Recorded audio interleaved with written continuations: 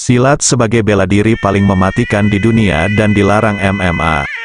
Hampir semua bela diri ada dalam MMA, terutama yang populer seperti karate, judo, taekwondo, tinju, dan lain-lain. Namun, sangat jarang kita melihat petarung yang menggunakan silat sebagai bela diri andalan mereka. Mungkin ada beberapa, tetapi ini sangat jarang dan sama sekali tidak mewakili silat. Silat memang tidak populer dalam olahraga. Hampir semua jurnal bela diri di dunia mengakui silat sebagai salah satu bela diri yang paling efektif dan mematikan dalam pertarungan nyata. Dalam konteks bertahan hidup, silat berbeda dengan bela diri lainnya. Yang ada dalam silat adalah kebrutalan yang sangat berbahaya, dan memang sulit diatur untuk dijadikan olahraga. Silat berbeda dengan pencak silat. Kita tidak berbicara tentang pencak silat, yang merupakan seni indah yang telah berhasil diatur dan diakui sebagai olahraga yang aman dan dapat bersaing. Silat adalah tentang satu hal, yaitu kekerasan atau kekejaman, dan itulah yang membuatnya menjadi salah satu seni bela diri paling mematikan di dunia. Silat sebagai bela diri paling mematikan di dunia dan dilarang MMA. Hampir semua bela diri ada dalam MMA, terutama yang populer seperti karate, judo, taekwondo, tinju, dan lain-lain. Namun, sangat jarang kita melihat petarung yang menggunakan silat sebagai bela diri andalan mereka. Mungkin ada beberapa, tetapi ini sangat jarang dan sama sekali tidak mewakili silat. Silat memang tidak populer dalam olahraga. Hampir semua jurnal bela diri di dunia mengakui silat sebagai salah satu bela diri yang paling efektif dan mematikan dalam pertarungan nyata. Dalam konteks bertahan hidup, silat berbeda dengan bela diri lainnya. Yang ada dalam silat adalah kebrutalan yang sangat berbahaya, dan memang sulit diatur untuk dijadikan olahraga. Silat berbeda dengan pencak silat. Kita tidak berbicara tentang pencak silat, yang merupakan seni indah yang telah berhasil diatur dan diakui sebagai olahraga yang aman dan dapat bersaing. Silat adalah tentang satu hal, yaitu kekerasan atau kekejaman, dan itulah yang membuatnya menjadi salah satu seni bela diri paling mematikan di dunia. Dalam silat, pertarungan melibatkan memanfaatkan kelemahan musuh dan melumpuhkannya, bahkan mungkin membunuhnya secepat mungkin. Silat difokuskan pada serangan cepat yang penting untuk mendekati lawan dengan cepat dan menghancurkannya dalam waktu singkat, seringkali dalam 10 detik atau kurang. Ini dilakukan dengan berbagai cara, seperti menjatuhkan lawan hingga pingsan dengan teknik pukulan yang ditujukan untuk merusak kepala atau mematahkan tulang lawan. Bahkan ada teknik bantingan yang dapat mematahkan leher lawan, menyebabkan kematian seketika, atau dengan menggunakan pukulan kuat ke tenggorokan, ginjal, atau titik-titik vital lainnya yang sangat merusak. Teknik-teknik dalam silat tidak terlalu memperhatikan masalah kehormatan atau mencari ketenaran. Mereka lebih fokus pada pukulan yang tidak fair dan mengeksploitasi kelemahan lawan. Hal ini disebabkan oleh fakta bahwa dalam pertarungan hidup mati yang sebenarnya, aspek-aspek seperti kehormatan atau pukulan yang bersih tidaklah relevan. Silat bahkan mengajarkan pukulan pada area selangkangan dan menggunakan teknik tertentu untuk menghancurkan testis lawan. Silat diciptakan untuk situasi masa lalu di mana pertarungan hidup mati tanpa aturan berlaku. Silat tidak dirancang untuk pertarungan khusus atau turnamen dengan banyak aturan, dan itulah mengapa sulit untuk diterima dalam kompetisi seperti MMA, karena tekniknya sangat berbahaya dan terbatas. Sebagai sebuah bela diri yang diciptakan untuk bertahan hidup, teknik-teknik dalam silat tidak hanya mencakup pertarungan tangan kosong, tetapi juga penggunaan berbagai senjata seperti keris, golok, kerambit, belati, badik, dan lainnya. Semua teknik penggunaan senjata dalam silat sangat efektif untuk melumpuhkan lawan dengan cepat, tanpa banyak gerakan dan jurus yang tidak perlu.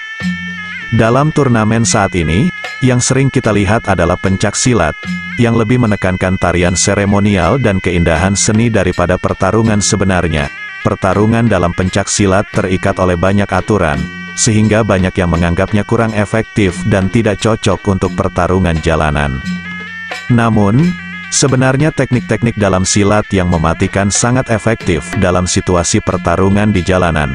Oleh karena itu, tidak jarang kita mendengar berita tentang seorang pesilat yang berhasil melumpuhkan perampok atau bahkan membunuh 2 begal bersenjata hanya dengan menggunakan tangan kosong. Oleh karena itu, tidak mengherankan bahwa berbagai jurnal dunia menyatakan silat sebagai salah satu bela diri paling efektif dalam pertarungan nyata. Reputasi silat sebenarnya sangat populer, meskipun bukan untuk kompetisi, melainkan untuk pertarungan hidup mati tanpa aturan dan tanpa kehadiran wasit. Silat sebagai bela diri paling mematikan di dunia dan dilarang. Di MMA sebagai sebuah bela diri yang diciptakan untuk bertahan hidup, teknik-teknik dalam silat tidak hanya mencakup pertarungan tangan kosong, tetapi juga penggunaan berbagai senjata seperti keris, golok, kerambit, belati, badik, dan lainnya. Semua teknik penggunaan senjata dalam silat sangat efektif untuk melumpuhkan lawan dengan cepat, tanpa banyak gerakan dan jurus yang tidak perlu. Dalam turnamen saat ini, yang sering kita lihat adalah pencak silat, yang lebih menekankan tarian seremonial dan keindahan seni daripada pertarungan sebenarnya. Pertarungan dalam pencak silat terikat oleh banyak aturan, sehingga banyak yang menganggapnya kurang efektif dan tidak cocok untuk pertarungan jalanan. Namun, sebenarnya teknik-teknik dalam silat yang mematikan sangat efektif dalam situasi pertarungan di jalanan. Oleh karena itu, tidak jarang kita mendengar berita tentang seorang pesilat yang berhasil melumpuhkan perampok atau bahkan membunuh 2 begal bersenjata hanya dengan menggunakan tangan kosong. Oleh karena itu, tidak mengherankan bahwa berbagai jurnal dunia menyatakan silat sebagai salah satu bela diri paling efektif dalam pertarungan nyata.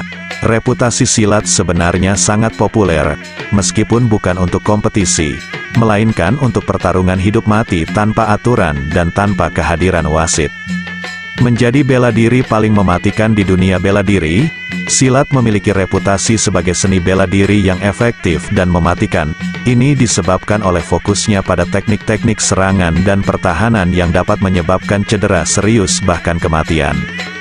Teknik-teknik silat seringkali melibatkan pukulan, tendangan, jepitan, dan lemparan yang dapat mengakibatkan cedera pada tulang, otot, sendi, dan organ dalam.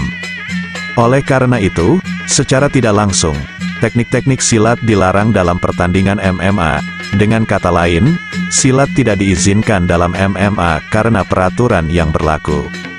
Inilah alasan mengapa sangat jarang melihat pesilat yang belajar silat terlibat dalam pertandingan MMA, karena banyak teknik silat yang tidak dapat digunakan dalam konteks tersebut.